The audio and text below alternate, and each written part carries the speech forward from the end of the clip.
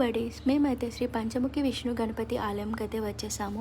షిరిడి నుంచి just 10 to 15 minutes మాత్రమే time పడుతుంది. సో ఇక్కడికి మేము విజిట్ చేయడానికి చాలా స్పెషాలిటీ ఉంది. ఇక్కడ ఉన్న వినాయకుడికి పంచముఖాలు ఉంటాయన్నమాట.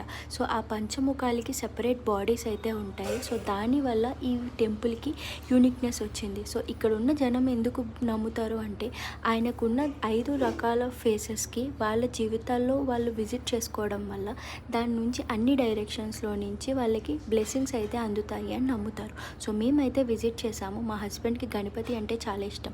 సో ఇంకా అక్కడ శ్రీ అభయాంజనేయ వారు, సాయి మాత వారు కూడా ఉంటారనమాట.